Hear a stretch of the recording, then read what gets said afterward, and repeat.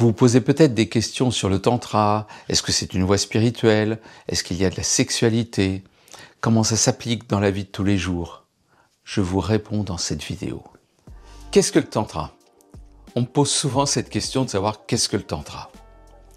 Alors pour moi, le tantra, c'est une voie spirituelle qui est née il y a plusieurs milliers d'années au Cachemire, c'est-à-dire dans le nord-ouest de l'Inde. Et c'est une tradition millénaire qui a la particularité d'intégrer toutes les parties du corps, toutes les parties de l'être, et en particulier, et c'est ça qui a fait sa renommée, d'intégrer la relation à l'autre et la sexualité. Alors c'est une voie spirituelle qui s'est ensuite transformée avec la présence des Anglais en Inde et ensuite avec, dans les années 60-70, le néo-tantra, c'est-à-dire l'intégration du tantra millénaire des origines avec les systèmes des thérapies occidentales. Et ça a donné les stages de tantra que l'on connaît actuellement. Et c'est intéressant d'ailleurs qu'il y ait eu cette connexion entre l'Est et l'Ouest, entre le tantra et les thérapies, car je crois que ça a apporté quelque chose que les thérapies occidentales ne pouvaient pas apporter, qui est justement la profondeur spirituelle. Donc le tantra, c'est une voie spirituelle, mais c'est aussi, et surtout, je dirais, une voie de transformation personnelle qui intègre le corps et qui intègre la relation. Et une des particularités du tantra, c'est de considérer que le corps est le temple. Dans les religions traditionnelles, on va dans un lieu particulier, une église, un édifice, qui est considéré comme le temple, l'endroit où l'on voit le sacré, où on est relié au divin. Dans le tantra, on est relié au sacré par la connexion à l'autre et par son propre corps et le corps de l'autre, car le corps est un temple sacré. Donc, tout ce que l'on fait dans le tantra, c'est spirituel, mais c'est spirituel charnel, c'est spirituel incarné. Ce n'est pas désincarné, on ne cherche pas à sortir du corps, on cherche au contraire à incarner totalement le sacré et notre spiritualité dans l'ici et le maintenant, dans le monde maintenant. Et comme le tantra intègre le corps, il intègre la relation à l'autre et il intègre l'énergie sexuelle. Alors, l'énergie sexuelle, c'est quelque chose qui est une énergie de vie, qui a une particularité, c'est qu'elle nous booste. Elle nous fait aller l'un vers l'autre. Les molécules vont déjà l'un vers l'autre, les animaux vont l'un vers l'autre. C'est une énergie qui passe de 2 vers le 1. C'est ça l'énergie sexuelle, c'est une énergie d'amour, c'est une énergie de connexion. Mais dans les stages de tantra, il n'y a pas de sexualité à proprement parler. Il y a de la sensualité. Et il y a une grosse différence entre sensualité et sexualité. C'est l'espace qui se trouve entre la tendresse, la connexion amicale et la sexualité. Bien, vous voyez bien qu'il y a une énorme différence. Bien, cette différence, c'est rempli par la sensualité. Donc, je reviens. Qu'est-ce que le tantra? Le tantra est une voie spirituelle qui est incarnée dans le corps, qui est reliée à l'autre. Et on est relié à l'autre par le contact, par le toucher en présence, dans le consentement, dans la bienveillance, dans la justesse. Pourquoi le tantra dérange-t-il? Pourquoi ça sent le soufre? Pourquoi il y a tant de personnes qui disent « Oh, le tantra, oh, c'est pas pour moi le tantra ». Parce qu'il y a une grande erreur associée au tantra, c'est que le tantra utilise l'énergie sexuelle, mais il n'y a pas de sexualité. En tout cas, pas dans les stages. Dans l'intimité de votre couple, bien sûr, vous pouvez mettre de la sexualité tantrique, mais dans les stages, il n'y a que de la sensualité. Or, la sensualité, c'est déjà quand vous dansez de la salsa, quand vous dansez de la kizomba, vous dansez des danses un peu latino, il y a de la sensualité. C'est ça la sensualité. C'est l'endroit où ça fait ouah à l'intérieur. Mais c'est aussi l'endroit où on se touche délicatement en présence l'un à l'autre. Et ce qui est fascinant dans le tantra, c'est que c'est un art de la lenteur. Et l'art de la lenteur nous permet d'être conscients de nos sensations. Et donc en étant conscient de ces sensations, quand je me touche là, en l'occurrence, déjà, oh mais il se passe des choses en moi, il se passe des choses en moi. Et pourtant, c'est juste de moi à moi. Et vous voyez bien que je touche ma main, il n'y a rien de plus anodin. Et les pratiques tantriques parfois très impliquantes, c'est se rencontrer par les mains, en se touchant les mains et en se connectant par le regard. Rien que cela va nous amener une forme d'intimité des âmes. On se connecte aux âmes l'un avec l'autre. Alors pourquoi est-ce qu'on dit que le tantra, il y a de la sexualité? Mais parce que dans le tantra, rien n'est interdit. Et donc, l'énergie sexuelle est présente. L'énergie de cette juicy, comme disent les Américains, de l'endroit où on sent à l'intérieur que on se sent en amour, en désir de la vie, pas spécialement de l'autre, mais en désir de vivre intensément. Eh bien, ça, c'est l'énergie sexuelle. Vous voyez, là, je suis en train de faire bouger mon énergie sexuelle. Est-ce qu'il y a de la sexualité? Non, bien sûr que non. Et pourquoi on fait « ouh » avec le tantra? Tout simplement parce que la sexualité dans notre société est encore considérée comme sale, bizarre, cachée. Ça paraît bizarre parce que, quand je vous dis ça, du fait que la pornographie est très présente sur Internet et que on voit des corps dénudés facilement dans les magazines. Oui, on voit cela, et pourtant, pour la plupart des gens, tout ce qui touche au corps, quand c'est pas un corps de performance, quand c'est pas un corps sportif, quand c'est un corps charnel, un corps de sensation, ça paraît quelque chose qui est interdit. Ça, c'est dû aux religions monothéistes, donc en France, le christianisme, le judaïsme, l'islam, mais c'est aussi dû au puritanisme ambiant qui est cultivé dans les réseaux sociaux grâce, si j'ose dire, aux Américains qui dominent notre vision de voir le monde et qui sont très puritains. C'est-à-dire ils sont très puritains dans le sens, sur les réseaux sociaux, faut pas avoir une poitrine parce que ça fait, c'est quelque chose d'interdit. Et alors, à côté de ça, eh bien, il y a des lieux très particuliers aux États-Unis où là, vous pouvez vous lâcher. Mais c'est ou lâcher ou puritain. Et il n'y a pas quelque chose qui est entre les deux, et ce entre les deux, eh bien, je trouve que c'est le tantra, mais ma sensibilité française, d'homme français et de personne qui est née dans une culture française, il y a quelque chose qui est beaucoup plus naturel dans le tantra, d'après moi, que pour les Américains ou d'autres pays, qui est justement ce contact naturel au corps, ce contact naturel à la sensation de l'être, et au travers ça, que cela devienne une voie de connexion au divin, de connexion au spirituel.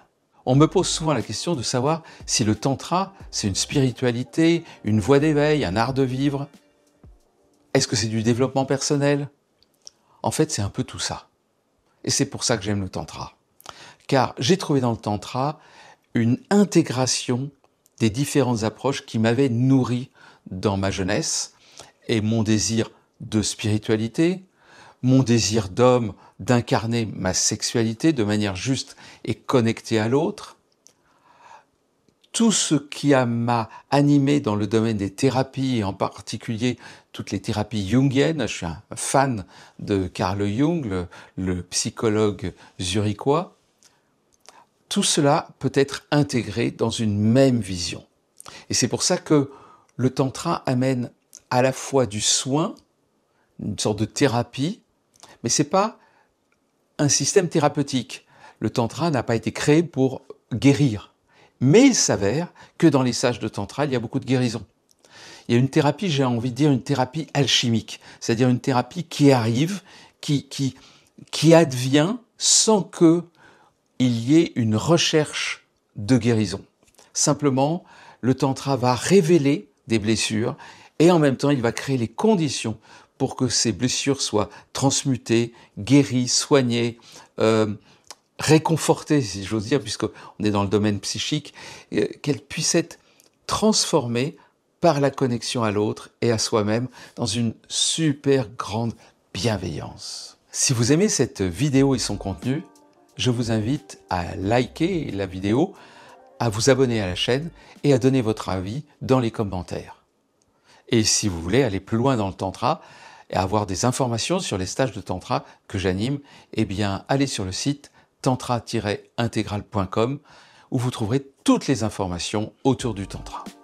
Donc au travers de ces différentes dimensions du tantra, c'est un processus que Carl Jung appelle un processus d'individuation, de transformation personnelle. Le nombre de personnes que je vois arriver dans les stages de tantra au tout début d'un cycle, ils arrivent un petit peu endimanchés, si j'ose dire, un peu coincés, mal dans leur peau, ils sont timides ou alors ils en font trop, c'est pas juste, c'est pas ajusté. Très souvent, ils sont des relations difficiles dans leur couple ou ils sont célibataires, et puis ils font un métier, je dirais, qui ne leur convient pas. Et par cette transformation, les prises de conscience qu'ils vont avoir au fur et à mesure du processus, et bien à la fin, c'est des personnes qui transforment leur vie.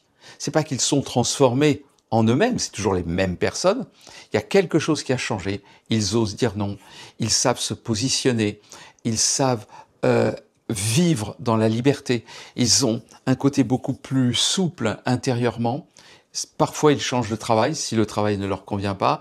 Les relations qu'ils ont avec d'autres personnes sont beaucoup plus ajustées, plus justes.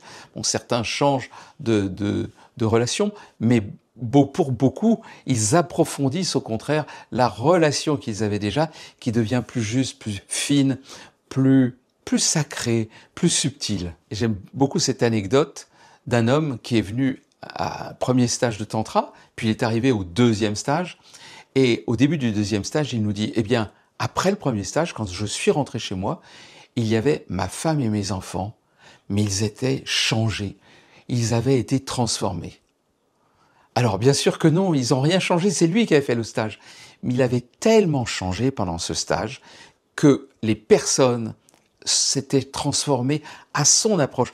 Comme il dégageait autre chose, eh bien le monde s'était transformé autour de lui. Et ça, c'est quelque chose que je vois systématiquement. Des gens qui disent, au bureau, les gens sont transformés. Et ils sont différents, ils sont plus sympas. Depuis que j'ai fait du tantra, ils sont plus sympas. Bien sûr qu'ils n'ont pas changé eux, ils n'ont pas fait quelque chose de particulier, mais simplement parce que nous-mêmes, en faisant du tantra, on rayonne quelque chose d'autre. Et ce rayonnement, bien naturellement, il influe, il inspire les autres, il se diffuse et il y a une transformation qui se fait non seulement pour la personne, mais chez les autres aussi, dans notre entourage, et d'entourage à entourage, on espère au plus grand nombre possible. On me demande souvent, mais quel est l'objectif dans le tantra? Qu'est-ce qu'il y a à atteindre? Quelle est l'étape où on peut dire « Ah, là maintenant j'ai réussi le tantra ». La vraie réponse, c'est qu'il n'y a rien à réussir. Il n'y a rien à atteindre. Et ça, c'est difficile à comprendre, car on est structuré, j'allais dire programmé dans notre société pour considérer qu'on a des objectifs et qu'il faut satisfaire des objectifs. Mais non, il n'y a rien à atteindre en fait. Il y a juste à vivre, à faire l'expérience de la vie en étant connecté au reste du monde. Et à ce moment-là, comme par hasard, comme par magie, le monde s'organise autour de nous pour que nous accomplissions ce qui est juste pour nous, ou plus exactement ce que notre âme désire. Une sorte de partenariat entre le monde et notre âme. Notre âme désire quelque chose, et c'est comme si ce qu'elle désirait s'accomplissait naturellement dans le monde. Vous avez entendu parler des lois de la manifestation, certainement, qui considèrent que quand on pense à quelque chose que l'on désire vraiment, alors cela arrive dans notre vie. C'est vrai. Sauf que c'est un peu plus compliqué que ça. Ce qui arrive, c'est ce que notre âme désire, à condition que nos peurs et notre ego ne mettent pas d'entrave à la réalisation de notre âme. En gros, nous sommes mus naturellement pour réaliser nos rêves. Mais nos peurs nous en empêchent. Que fait le tantra? Eh bien, le tantra, il va simplement nous aider à dissiper ces peurs, à dissiper notre carcan, nos empêchements, toutes nos limitations qui nous empêchent d'accomplir ce que notre âme veut vraiment. Et ce que notre âme veut, le monde le veut. Voilà, il y a une sorte de résonance automatique entre notre âme et le monde, comme si notre âme était au service du monde, comme si le monde était au service de notre âme. Et le tantra aide à la connexion automatique entre notre âme et le monde, sans que nous ayons notre mental qui doit accomplir telle ou telle chose. Ça s'accomplit de soi-même quand on s'aligne à nous-mêmes, quand on s'aligne dans notre justesse intérieure et dans notre mouvement, dans notre élan naturel de notre être. Et s'il restait une seule chose du tantra à garder, qu'est-ce que ça serait? Je me suis souvent posé cette question-là, et en particulier, qu'est-ce qui se passe après la mort? Ou c'est quoi de mourir? Ou qu'est-ce qu'on mettrait comme épitaphe sur ma tombe? Le tantra m'a amené à quelque chose qui est l'expérience ou la prise de conscience, j'allais dire de l'au-delà de la mort. Vous allez me dire, je ne suis pas mort, je ne suis pas René, je ne vais pas parler de tout ça, ce n'est pas des expériences de mort imminente, non, c'est des formes de méditation, de connexion très profonde avec le divin, qui m'a amené à voir que dans cette présence consciente, connectée et extatique, alors la totalité était là. C'est très difficile à exprimer, mais très facile à ressentir. Le jour où on le ressent, on sait que c'est là. C'est un espace d'amour, de conscience, vide de problèmes, vide de mots. Ça ne veut pas dire qu'il n'y a pas de mots dans la tête, mais très peu. Avec la sensation, le sentiment profond de n'être qu'un avec le divin, avec le monde. Mais pas moi, Jacques, d'être un avec le divin, c'est il n'y a plus de Jacques. Donc la conscience est le monde, est le divin, et en même temps, le monde est là, profond, et ce monde est extatique. Et ça se résume en sanskrit par 3 mots, Sat, Chit, Ananda. Sat, c'est la présence, Chit, c'est la conscience, Ananda, c'est la félicité, l'extase. Et Sat, Chit, Ananda, c'est la présence divine lorsqu'elle est dans la vacuité des choses ordinaires, mais qu'elle est pleine de tout, alors est totalement extatique. Et en même temps, elle est amour de totalité. Donc s'il n'y a qu'une seule chose à garder pour moi du Tantra, c'est ça. Cet aspect contemplatif de l'impression de faire l'amour à la vie, mais de manière extatique, pas de manière je fais quelque chose de particulier, c'est que je suis l'amour de la vie elle-même, connecté à tout, uni à tout, sans distinction entre moi et le tout. Et cet état-là, ces expériences mystiques que j'ai pu avoir, font que, quand je me connecte à ça, mais c'est tout, c'est la totalité. What else? Quoi d'autre? Il n'y a rien à désirer d'autre que cette pureté de totalité complète. Et pour moi, c'est le Tantra qui m'a amené à ça, car il m'a nettoyé au fur et à mesure de toutes mes limitations personnelles, de tous les endroits où je m'empêchais de vivre. Ça m'a libéré dans le monde et aussi fait comprendre, atteindre une sagesse que j'oublie de temps en temps, bien sûr, car je suis humain. Je suis pas, voilà, je suis pas un être divin, je suis humain.